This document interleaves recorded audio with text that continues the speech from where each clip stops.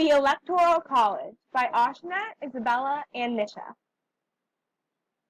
The Electoral College, a system created by rich people to protect their country from the lower classes. However, the Electoral College wasn't entirely the product of selfish rich politicians and actually had some logic with it. Back when we had our bad breakup with Great Britain, no one trusted anyone, especially the framers of the Constitution. These rich old guys didn't trust rule by the mob or direct democracy, and instead wanted a system based on roving republicanism and liberalism.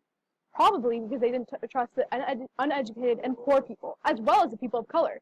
But that's another problem. So they set up the Electoral College, chosen electors by specific parties to do the actual voting, and takes precedent over the popular vote.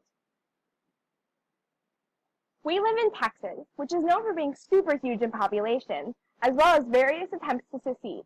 That's why we have 38 electors. We need a number of electors proportionate to the amount of congressmen we have in the House, as well as 2 representing the number in the Senate. Since we have more congressmen, for better or for worse, we get more electors. The District of Columbia gets 3 votes granted in the 23rd Amendment, which states that the District of Columbia gets the amount of electors of the congressmen in the least populous state. When we vote for a president and vice president, we are technically voting for a slate of electors who have pledged to vote for the candidate. For example, if you get hit in the head with a rock and vote for Trumpy Boy, you're actually voting for an elector whose brain has also suffered damage by a rock and has decided to vote for Trumpy Boy. However, this process doesn't always hold true to the attitudes of the people because it's a winner-take-all system. All state candidates have to do is win 50.01% of the vote and they win the state. This applies to all states except for Maine and Nebraska, where both the candidates receive all the electoral votes they win. 270 is the magic number in this system.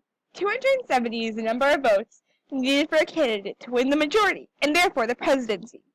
In the 2012 election, Obama won 332 electoral votes, and Romney won 206.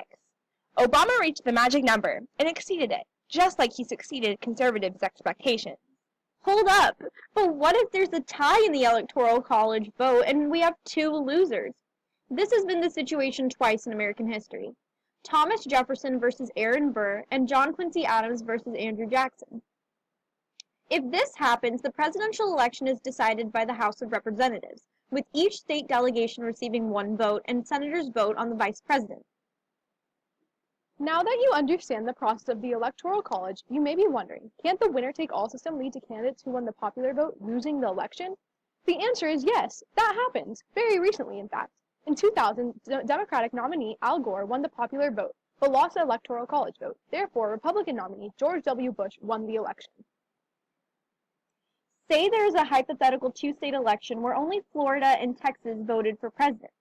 The Republican nominee wins Texas and its 38 electors, but the Democratic nominee wins Florida and its 29 electors.